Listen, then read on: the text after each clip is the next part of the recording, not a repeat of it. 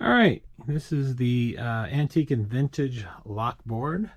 So starting at the top here, we get into some sleigh makers, and then we get into frame, and then at the end a couple of Reese locks.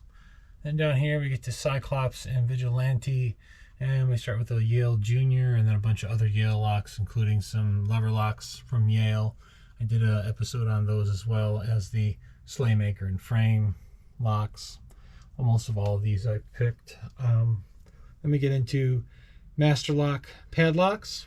Then we get into Ilko. Then these locks here are ones that my wife purchased for me as gifts. She got them on eBay. Still haven't figured out how to win them just yet, but a couple of WBs. And you get it down to Imperial. That's a Chicago, which is I've picked. That is a Squire, which was fun. The new old Yale padlock, brass padlock. Let me get into some Eagle, or no, that's an Eagle brass padlock. Then we get into some other Eagles here, and then down to some Sergeants, some lever locks with keys, and we get it down into, and I can't read which one that one is, but these here are Corbins, and a Cycle, and Ender, and we get into some other ones here. I can't really read the name, part of it's scratched off on that lock, but that's a Set US, used for, it looks like the railroads. Then we get into some miscellaneous ones, another Elgin, a Sherlock, and a Lucky. And these aren't really antique or vintage, but they are lever locks, and they were kind of cool. And anyways, some miscellaneous keys that go with some of the different locks. And we get into this bin here, which includes some really old, big, chunky lever locks that I'm in the process of. I need to get them cleaned up, and in a couple of cases get them working again properly. And then we get into a couple of Champion 6 lever locks, which are fun, that I'm also working on making keys for.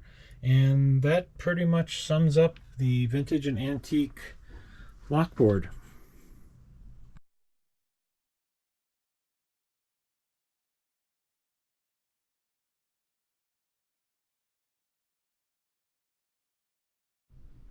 All right, this is my picking bench with my different picks and stands. You usually don't see a lot of that part of the bench, but right above it is my defeated board.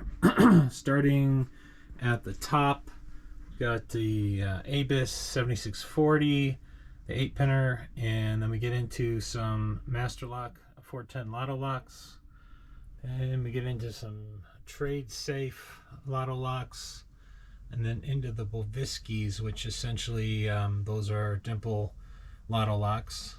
And then get into the Lockwood 234 S45 and the Asa Abloy Lockwood 334 B45. That would be a lock I picked up from Walmart that I used to do a video to show how you can turn it into a repinnable lock. And we get into a couple of disc like puck locks. One, I can't remember the brand, Defense something, and the other one's a Master Lock. And we get into the actual Master Locks. That looks like a 140 or yeah, Master Lock 140. That would be a Master Lock. It's a dimple lock. I don't know what the model number is offhand, but then we get into a 911.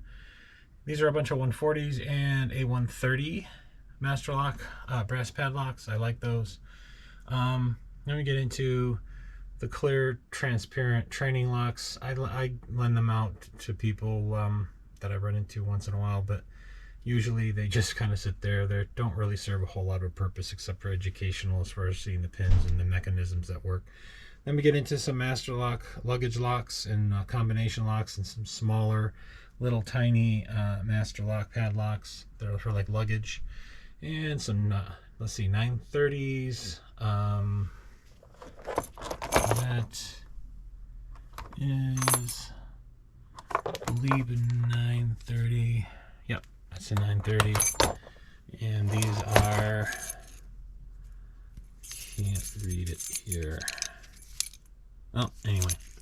And then we get into the 570s and 530s and a bunch of miscellaneous master locks. And those are the small ones, are the 40 millimeter ones. That would be a True Bolt little brass padlock I picked up from Menards. Let me get into the Mako padlocks. The blue ones, the 425, and the silver or stainless ones are the 427s. And into the Abus. Number of different Abuses, including the Abus Marine and the Abus EC75, which are both dimple locks. And then into a couple of different Abus Titaniums. That one is, I think, dropping the keys, 80 Ti 50, and this is in 64 Ti 40. Then we get into an Abus 8540 and an 8530, and into some 7240s there. I also have a couple others somewhere in the house that I've picked that I have just for comfort locks. And we get into the American Lock 1100s, American Lock. There's quite a few of those, a lot of them in gold and blue. But then we get down to the Pack Lock, or their 98 Pros and different colors, and a Commando lock. Then some of my comfort locks I really love. They're Italian brass padlocks called Viros. They have a very rewarding click to them when you get them open, and they have a little bit of trouble to give you, as they have a pin on the bottom of the keyway that has to be manipulated to get them open. A Casp little shield, or shielded or shrouded padlock. It's a 12540X, and just a little junk warded lock there that a neighbor happened to give me, and I gave him a better lock to use. Back into the master locks. There's a number of different ones there. This is one of these brass 575. Actually have a couple of those, and then some Model 30s, and I think that's a 5. Yeah, model number 5. And then we get into some M. This is an M1, an M5, and I think this might be an M10 maybe. Nope, M15. Oops. So then we get down into the Canard is a dimple lock that I started out with, learning to do dimple locks on that. And then there's a couple of challenge locks there that are waiting to go out to whenever I ship something out next. And got a couple of multi-lock juniors, and I used one of those for my purple belt. And there's a DeGard high security cylinder, one of which, there's 2 of them there actually, that I used to get my purple belt as well. And this is a Dorma DC 3003. So that was picked, that's on the board. We get into some miscellaneous brass padlocks. There's a couple of U-Hauls and Hamptons and Brinks. Some handcuffs. I wanted to learn how to be able to get those open.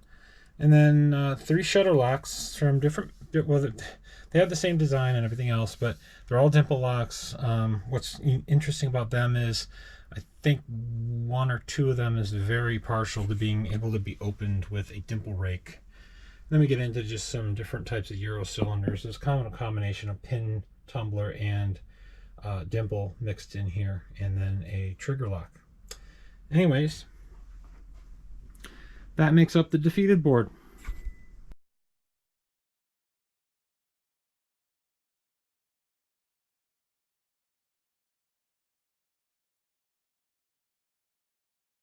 Anyways, we'll get started on this is my challenge lock making bench.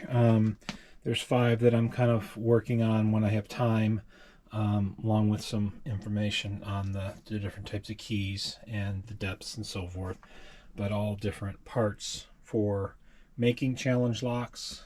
And then of course, being able to spin the pins and do also work on core manipulations with undercuts and so forth, and then I've got a tapping set for that. But we'll go over and look at a bunch of different stock I have for making challenge locks with.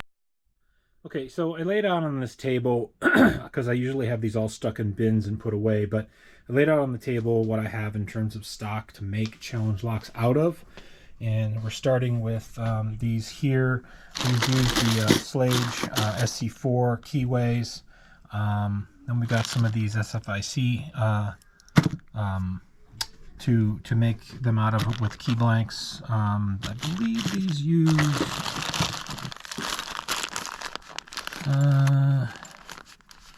yeah, best. I can't read it here. Anyway, on to these here. Bunch of key blanks I've got for these as well. These are S22 keyways. So there's these number that are in this style, which is like a brownish color, I guess. And then these in a more of a silver color. Same type of keyway. They both use S22. And I've been making a lot of challenge locks out of these. These are what do you call US locks, and those use a I think it's a Slage, but anyways, these are a bunch of Yale little kick cylinders that I use, and I've got a bunch of blanks for those as well. I think this is a Y78 keyway. And then down here, a couple bags. These are all quick set cylinders. Most of them I don't have keys for, so I intended to just make challenge locks out of them at some point. These are all Slage here in this bag. Then we get into these cylinders are guard. If I can get a good view on that. Not enough light, unfortunately. But these use the AR1 keyway. These are some SFIC kick cylinders. So these I have an actual pinning kit for them, so I can pin them, and they use the best L keyway. Then we get into these mortise cylinders that look like that. They use this let's see here, it's the S68 keyway, SAR 2D80, whatever. Anyway, nice nasty keyway on that if I can get a good shot of it, but yep, lots of fun. And then finally, these here are a set of cylinders. They use this WR3 keyway. So I have them in a couple of different varieties. There's one that's brass, and there's the other that is the stainless.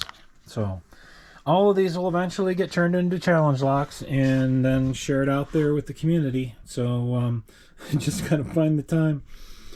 All right, thank you for checking it out.